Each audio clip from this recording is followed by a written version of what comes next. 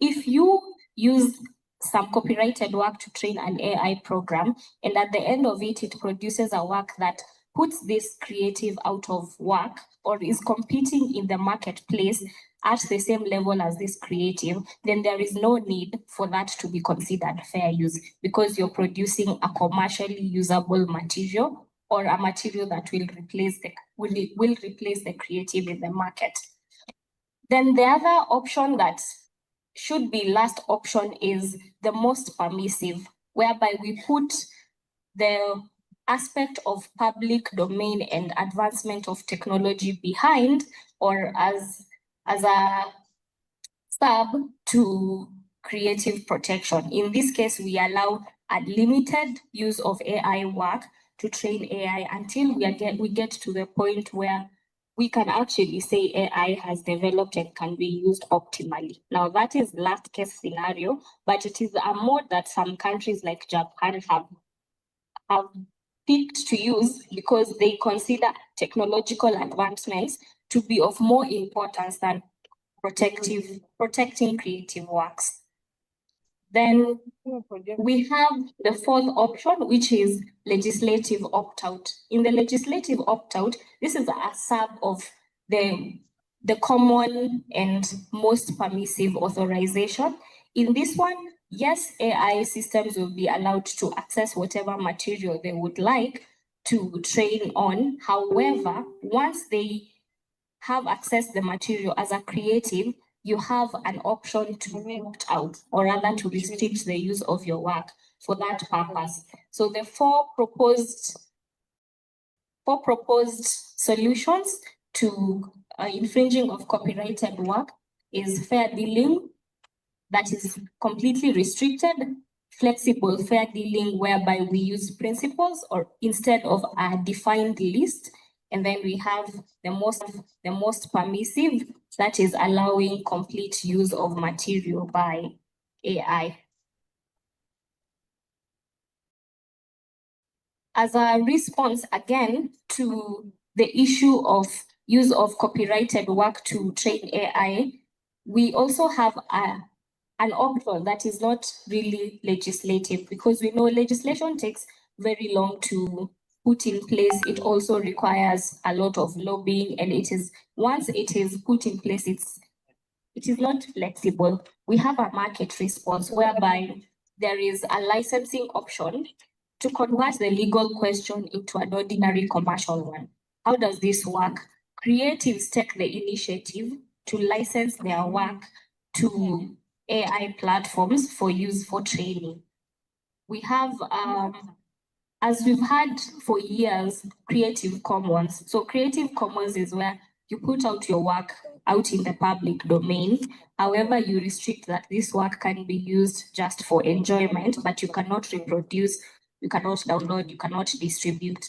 That can also be an option whereby specific works are licensed out to platforms and companies that develop and generate AI, and then they are given a very restricted license. That is a market response that is driven by the market and the creatives themselves. The next issue, so the first issue we've handled is the issue of infringement in AI training. The second issue is on the issue of data protection and biometric privacy. We looked at, there are several forms of AI, and one of them is image and video generative AI. These ones will clone and make a likeness of a person's voice, a person's likeness, and they will even capture things like dance movements and body movements to create generated characters.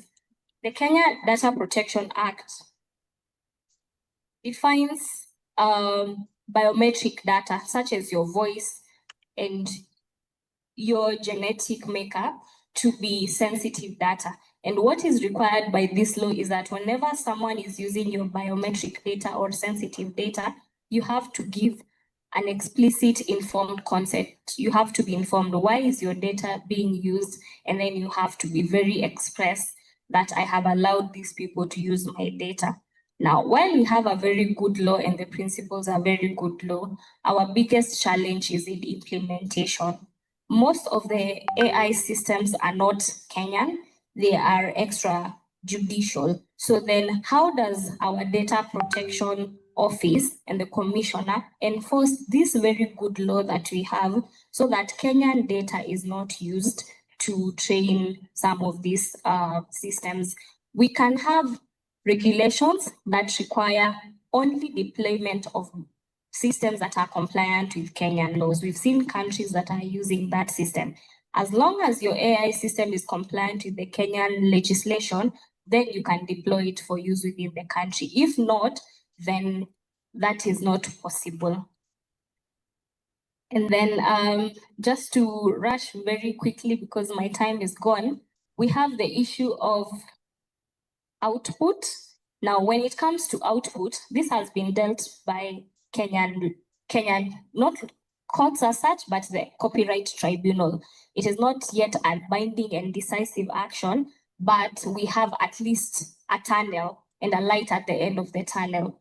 You will find that most of the times when AI has generated material, the question comes up as to what is the threshold as to how much the human contribution is towards the generated material. Beyond the prompt, how much of your original expression is captured in the end result.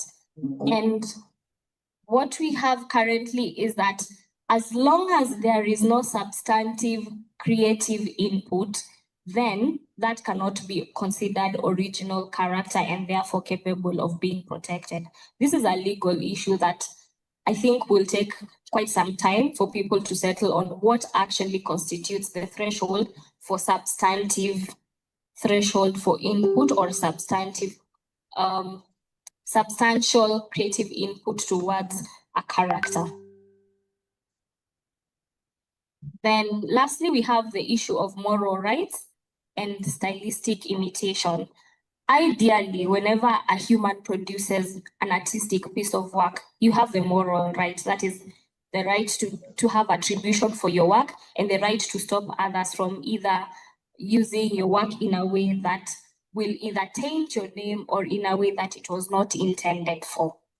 When it comes to AI, a lot of material that is being used to train and that is actually generated at the end of the prompt has studied the statistical irregularities of the data it has been used to train with.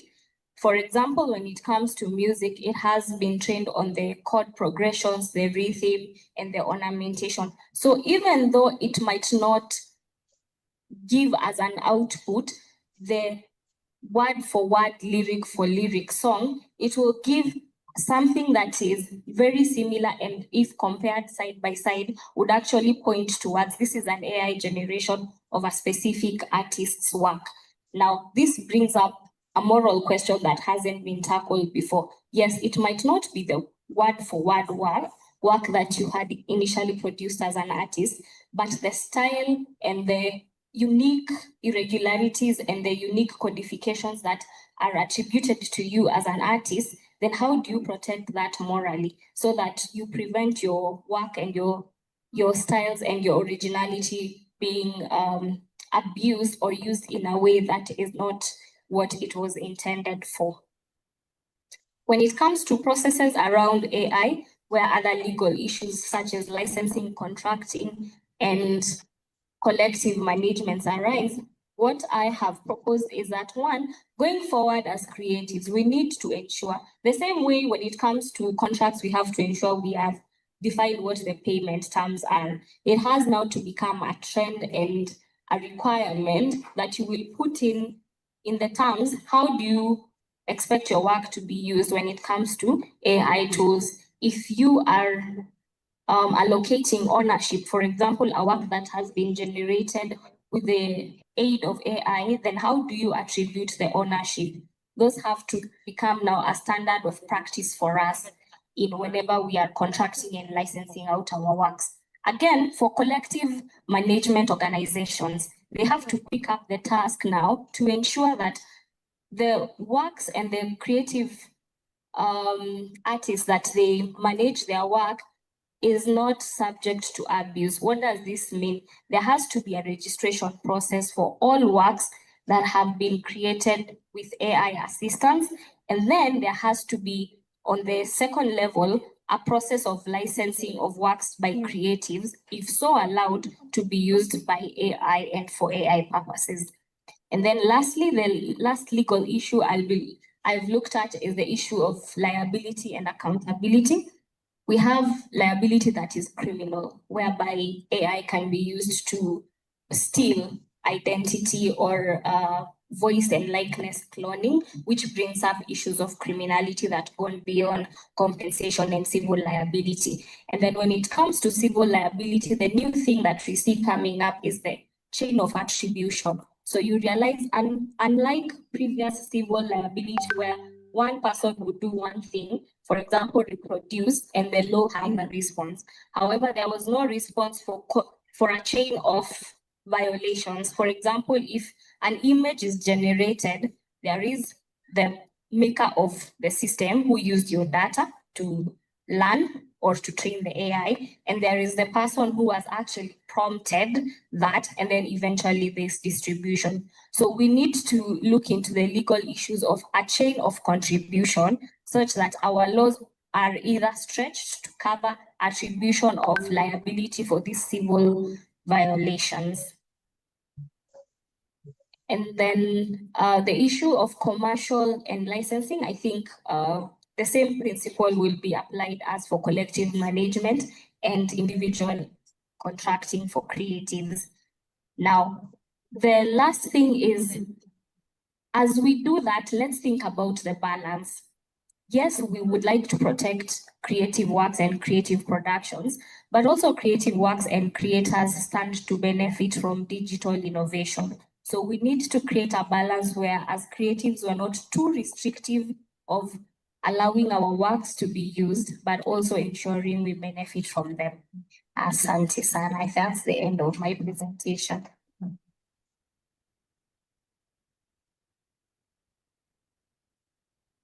Thank you very much, Mwende. Mwende has taken us through legal issues in artificial intelligence, digital innovation, and emerging paradigms in artistic production.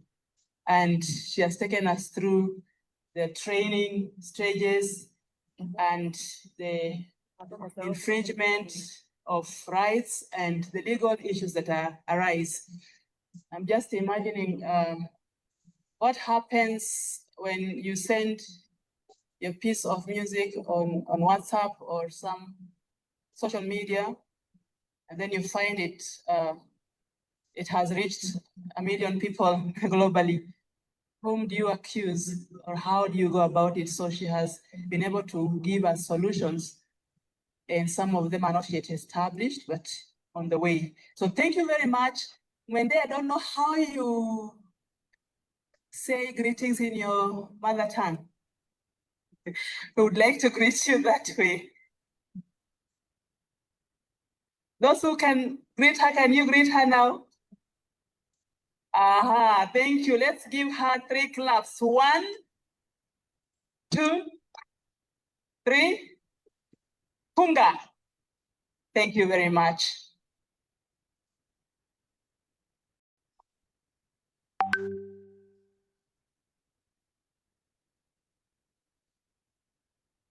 Thank you, Daktari, too, for that. The next presenter is has been one of us since we started these conferences. He is presenting in the 3rd conference, and this is Dr. Marshall Hanning, who is an associate professor of music education at the University of Florida. His research usually focuses on assessment and evaluation of music learning, as well as non-traditional approaches to music teaching. He has been a presenter, as I have said, in the previous KMF conferences. And in KMF workshops. As a result, Dr. Hanning has the experience, knowledge, and the capability to guide us or to give us the experience of adjudicators at the KMF. So he's giving us a topic about what we are doing now because he has been there and he is able to do that. Thank you. Welcome, Prof. Thank you very much. Let me just get this started. Hopefully my slides will work. If they don't, I will continue to talk, but hopefully we'll have them there. I also want to recognize that I'm presenting this research on behalf of myself and also Dr. Abby Chokera, who is here, who's collaborated with me on this project. I also want to recognize that this is research that is still in progress, so the analysis is still ongoing. What I'm presenting here is a preliminary analysis, and I'll be fully transparent that Dr. Chokera has not yet seen this most recent analysis, so he can tell me if I'm incorrect at any point. He can correct me. The background for this project is that contests and competitions have been a foundational part of music education worldwide, really since we started to see modern music education across the world. They form an opportunity for not only students to develop their skills, to demonstrate their skills, and to receive feedback, but they also provide opportunities to reproduce, transmit, evolve, and reconstruct both music and dance traditions. And so they show the students an ability to demonstrate their skills, but also on a larger cultural scale, they provide an opportunity for cultural transmission, exactly as we see here at KMF. That happens also at a number of festivals worldwide. Now, there is a very limited amount of empirical research literature, that is to say, where we've gathered data and draw conclusions from our data about adjudication at these kinds of festivals and contests. What we do have is a fair amount of what we call practitioner literature, which is literature that is written by experts in the field and which should be given deference. It does provide some excellent information, but it provides basically their opinion. So we have some of that literature to draw upon, and certainly the opinions of experts are valuable, but what we don't have is a lot of data to back that up. The practitioner literature does highlight the influence of the individual adjudicator. So the adjudicator's preferences, their individual practices, and their individual experiences tend to heavily influence the way that the adjudication process happens. But again, we don't have a lot of empirical data to back that up. So for this project, what we wanted to do was to provide a little bit of that data. We wanted to investigate the experiences of adjudicators at a national competitive music event. That would be the KMF. You can see there the information about the KMF. And the main question was how participants describe their experiences and practices as adjudicators. So how do adjudicators experience that process of adjudication here at KMF, and how might that apply to other festivals worldwide? This is a transcendental phenomenological design. And so the idea behind a phenomenological design is to take an experience and to distill it down to what's called an essence, to capture the center of that experience for the participants in the way that they go through the process. So we conducted data collection at the National Trainers and Adjudicators Workshop last year, not 2026, but 2025. At Tom Mboya University. I know some of you who I interviewed for this project are in the audience. Thank you very much for your participation. We appreciate it. If you recognize your words on the screen, thank you very much for contributing them. There were 9 participants, all of whom were adjudicators at the national level. And we conducted semi-structured interviews, which is to say that we began with a series of questions that were the same, but then based on what the participants said, we evolved the questions to follow or learn more information going from there. The interviews ranged from 26 minutes to 78 minutes with an average of 42 minutes across the 9 participants. So phenomenological data are presented in 2 pieces. The first piece is what's called a textural description. The textural description attempts to capture what participants experience. So when they describe the experience of adjudicating, what is that experience like? What are the elements of the experience for them? I want to recognize at this point that this data set was incredibly rich.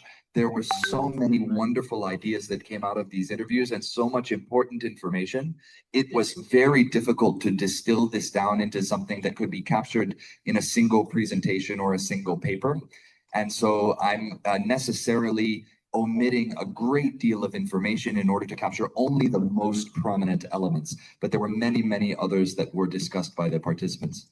The things that stood out the most, though, were a sense of community, a sense of belonging to a community, and a sense of responsibility both to that community and to the nation at large. So with the community, the idea that came through from the participants was this idea that they belonged to a community that surrounds the festival. And they were deeply engaged in that community really from the very beginning of their experiences. All of these participants who are national adjudicators had been involved with the festival since their youth, in many cases 20, 30, 40 years involved with the festival. And so they were deeply engaged with the community that surrounds the festival, not only as adjudicators, but also as participants, as trainers, as community members, in some cases as members of the executive committee at various points, in other roles associated with the festival. So they brought to the adjudication experience not only their knowledge as adjudicators, but their engagement with the festival in many of these different roles. And so the quote that I found that I thought captured that the best was this quote that says, "With time, it becomes a part of you."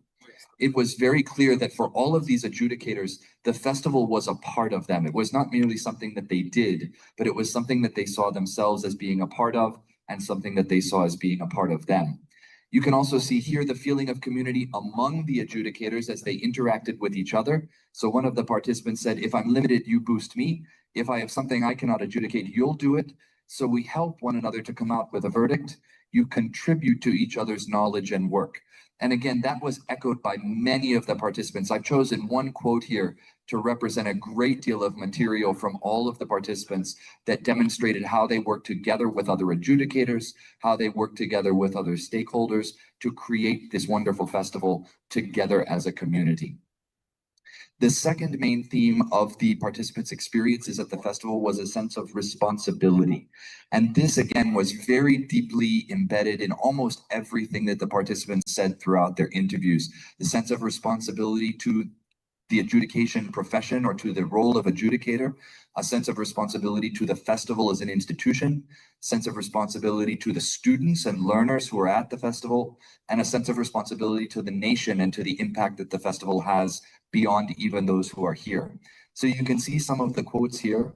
One of the things that came out of this sense of responsibility was the need for preparation. I was extremely struck by how much preparation the adjudicators do in terms of studying the set pieces, seeking out information on a variety of musical traditions and cultural dances, seeking out information on all different sorts of musical backgrounds so that they're prepared to adjudicate whatever's put in front of them. And so you can see here, you cannot assess what you have no idea about. Sometimes you need to learn how to do it. And many of these participants spent a great deal of time and effort learning how to adjudicate effectively. And so you can see just below that, one of the participants who said just the scope of expertise you're expected to have, I don't think it's possible for anyone really, it's a lot. And that was a common theme also, especially for those who are adjudicating music and dance, because of the diversity of classes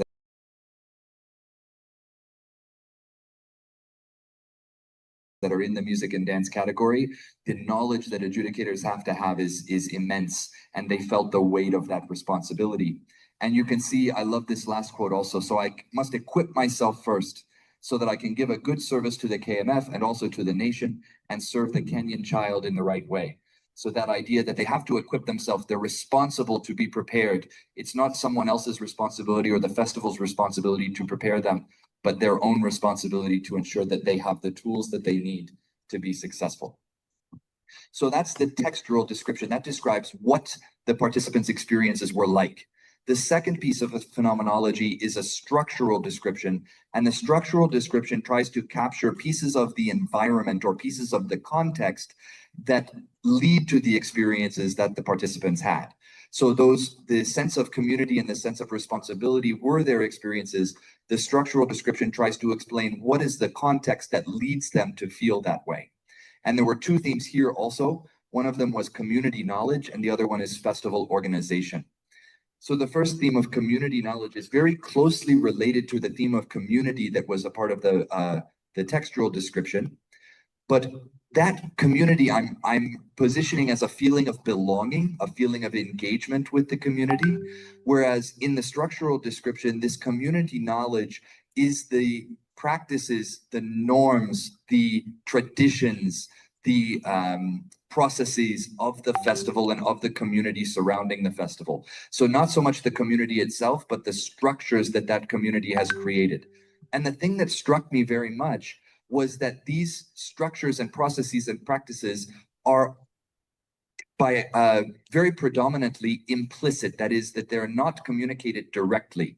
They're not documented. They're not structured. They're just things that are known by the community. And so I'll tell you the story behind this first quote. I got to the final interview, participant number 9 of 9. And I asked, for every participant, I asked, where do you get the criteria by which you adjudicate? Where do those criteria come from? And when I asked that question, every single participant started listing criteria. Well, you do this and you look for this and this and this and this thing. And I said, okay, but where does that come from? And most of the participants just looked at me. They were confused. I don't know where that comes. It comes from everywhere. It goes just what we do. Participant number 9 said, these are written down. I said, great. Can you tell me where they're written down? Because I want to look at them if they're written down. And he thought for a minute and he said, wait, they're not written down. He had this realization in the interview, they're not written down. And here's the quote, I thought they were documented somewhere. And like, no, they're not. They're not. We just know them. And that last piece is what came out of a lot of the participants. We just know. It's just a part of the community. It's a part of the practice. And because they've been involved with the festival for so long, they don't have to have it written down anywhere. They just know. It's just the way that we do things. And you can see also here some of these other quotes. They understand the rules of the game. They come up with some of the rules. So the community works together to create these practices and to evolve these practices over time.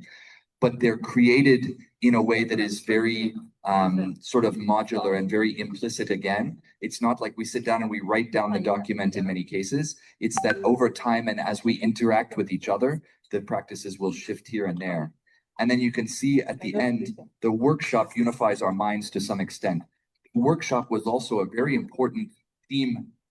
Interviews, almost all of the participants mentioned the workshop as the place more than any other where this co-construction takes place. So if we're building all of these rules together as a community, a great deal of that work as a community takes place at the workshop through both the presentations, but also the conversations that take place off the stage, the interactions among all of the participants at the workshop.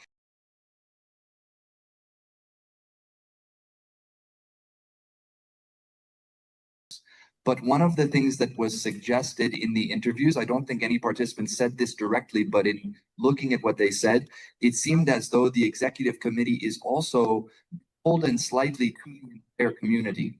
So that if the executive committee tried to enact a law or a process that was against the will of the community and the nation, that would be difficult to do. So the executive committee is structuring things, but they're doing so in communication with the rest of the community.